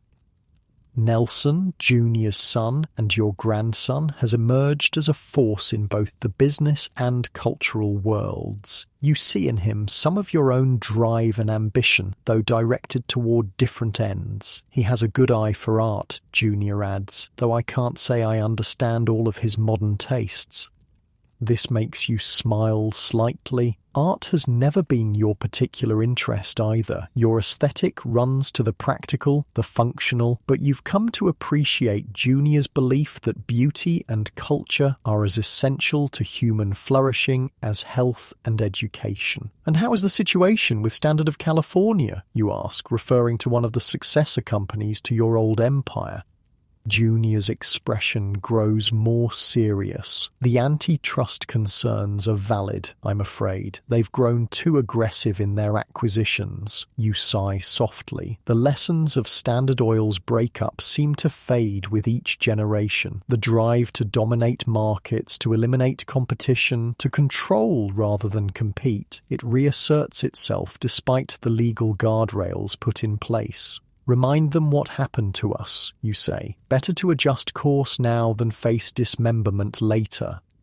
As the afternoon progresses, you and Junior discuss family matters, foundation business, and world affairs. The situation in Europe concerns you both. The rise of fascism in Germany and Italy, Japan's aggression in China. The world seems to be sliding toward another great war. The foundation should prepare, you tell Junior. If war comes, there will be enormous needs. Medical, humanitarian. Junior nods. We've already begun contingency planning. As the sun begins to set, you feel fatigue settling over you. Junior notices your energy flagging. I should let you rest, he says, rising. I'll come back tomorrow. Stay for dinner, you insist. Tell me about the grandchildren. Over a simple meal, Junior updates you on the expanding Rockefeller clan, your grandchildren and great-grandchildren, their education, their interests, their promise. The family has grown too large for you to keep track of everyone, but you listen with genuine interest. The Rockefeller name, once associated primarily with corporate power and wealth, is increasingly linked to public service, philanthropy, and cultural patronage. Your descendants serve in government, lead charitable organizations, support the arts, and yes, continue to prosper in business. David has a remarkable mind for banking, Junior says of his youngest son, your grandson. Chase has grown significantly under his guidance. David Rockefeller, still in his early 40s, is already making his mark at Chase National Bank, which will eventually become Chase Manhattan, and then J.P. Morgan Chase, one of the world's largest financial institutions. And Winthrop? You ask about another grandson. Junior's expression is more measured. Still finding his way. He has potential, but he trails off diplomatically. Not every Rockefeller has your drive or Junior's sense of duty. Some struggle with the burden of the name and the expectations it carries. Some rebel against the family's conservative traditions. Some simply prefer a quieter life away from public scrutiny. The money can be a curse as well as a blessing, you observe. I've always believed that. It's something you've witnessed firsthand. Great wealth can distort values, destroy motivation, create a dangerous sense of entitlement. It's why you raised your own children with strict discipline and modesty despite your vast fortune. After dinner, as Junior prepares to leave, you ask him to help you to your bedroom. The day has tired you more than usual. Father, Junior says as he assists you to your bed, the university in Chicago is hoping you might attend the dedication of the new medical building next month. I told them I thought it unlikely, given your health, but promised to ask. The University of Chicago, which you founded in 1890, with an initial gift of $600,000, has become one of the world's premier research institutions. Your total contributions to it have exceeded $35 million over the decades. Send my regrets, you say, and my best wishes. Junior nods, understanding. At 97, travel has become increasingly difficult for you. Your world has contracted to this estate in Florida, with occasional visits to your home in New York when your health permits. Rest well, Junior says, squeezing your hand gently before departing. Alone in your room, you lie awake thinking about the remarkable journey of your life, from that poor farm boy in upstate New York to the richest man in the world, from the most feared businessman in America to one of its greatest philanthropists. Your mind drifts to a memory from childhood, following that wild turkey into the woods, finding its eggs, hatching them, raising the turkeys to sell. Your first entrepreneurial venture at just 6 years old, the beginning of a path that would lead to unimagined wealth and power. Was it all worth it? The battles, the criticism, the periods of illness brought on by stress, the newspaper cartoons depicting you as a monopolistic octopus, the congressional investigations, the Supreme Court's dismantling of your life's work? The answer isn't simple. You created tremendous wealth, not just for yourself, but for the American economy as a whole. You revolutionized the oil industry, making kerosene and later gasoline affordable and widely available. You established philanthropic institutions that have saved millions of lives and educated generations of students. But there were costs as well. Competitors crushed without mercy, political systems corrupted by corporate influence, environmental damage from unregulated oil production, the concentration of economic power in ways that sometimes threatened democratic principles. History will have to judge the balance sheet of your life. All you know is that you tried to follow what you believed was right. In business, in family life, in giving back. The next morning, you wake feeling unusually weak. Your nurse notices immediately. "I'll call Dr. Haggard," she says, concern evident in her voice. "No need to trouble him," you reply. "I'm just tired today." But the doctor is summoned anyway. After examining you, he takes Junior aside for a private conversation. You can't hear what they're saying, but their expressions tell you everything you need to know. Your time is approaching.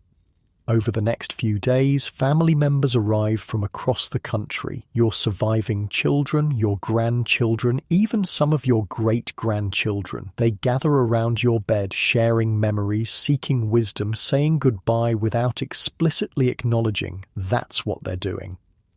On May 23rd, 1937, you wake before dawn, as has been your habit for nearly a century. The pain in your chest is new, but not entirely unexpected. You've lived long enough to recognize the signs. "Get Junior," you tell your nurse quietly. When your son arrives, his face etched with worry, you gesture for him to sit beside your bed. "I've been thinking about the foundation," you say, your voice weaker than before but still clear. Junior leans closer. "Yes, father?" "The work isn't finished," you say. "It's only beginning." He nods, understanding what you're trying to tell him. The philanthropic institutions you've established together are not meant to solve all problems in your lifetime, or even his. They're designed to continue addressing human needs for generations to come. "I'll make sure of it," he promises. You close your eyes, suddenly very tired. "Good," you murmur. "That's good." Later that day, surrounded by family, you slip away peacefully. John Davison Rockefeller, the boy from the failing farm, the world's first billionaire, the great philanthropist, is gone at the age of 97. The obituaries are extensive, filling pages in newspapers around the world. They chart the remarkable story of your life, from poverty to unimaginable wealth, from cutthroat businessman to generous benefactor. They struggle to reconcile the apparent contradictions of your character. The ruthless competitor and the devout Baptist, the penny-pinching accountant and the man who gave away hundreds of millions. President Roosevelt issues a statement. The death of John D. Rockefeller removes from our national life a figure notable in industry and notable too in the great philanthropic enterprises which his fortune made possible. The funeral is held at the Riverside Church in New York City, which you helped fund. The service is simple, befitting your Baptist faith. No elaborate eulogies, no excessive displays of grief, just scripture readings, hymns and prayers. Afterward, you're buried in the family mausoleum at Lakeview Cemetery in Cleveland, near where you built your first oil refinery. But your story doesn't end with your death. In many ways, it's just beginning. The Rockefeller Foundation continues its global work in public health, scientific research, education, and humanitarian relief. During World War II, it funds refugee scholars fleeing Nazi persecution, supports medical care for displaced persons, and helps rebuild educational institutions destroyed in the conflict. After the war, the foundation plays a crucial role in the Green Revolution, developing and distributing high-yield crop varieties that prevent mass starvation in developing countries. It supports the development of vaccines for deadly diseases. It funds research that leads to breakthroughs in understanding human health and disease. The other institutions you established, the Rockefeller University, the General Education Board, the Rockefeller Institute for Medical Research, continue to advance human knowledge and well-being. The University of Chicago, which you founded, produces more Nobel Prize winners than almost any other institution in the world. The companies that emerged from the breakup of Standard Oil, Exxon, Mobil, Chevron, and others become some of the largest and most profitable corporations in global history. The antitrust action that seemed like a devastating blow to your empire ultimately increased its total value dramatically. Your descendants continue the family traditions of business success and philanthropy. They serve in government, lead corporations, establish their own charitable foundations, support the arts, and engage in conservation efforts. The Rockefeller name becomes associated not just with wealth, but with public service. Your methods and motives continue to be debated by historians, economists, and ethicists. Were you a visionary who brought order to a chaotic industry and then used your wealth for humanity's benefit, or a ruthless monopolist whose philanthropy was merely an attempt to whitewash a problematic legacy? Perhaps you were both. Perhaps the same qualities that made you successful in business, strategic thinking, relentless focus, attention to detail, also made you effective in philanthropy. Perhaps the religious convictions that justified your accumulation of wealth also compelled you to give it away.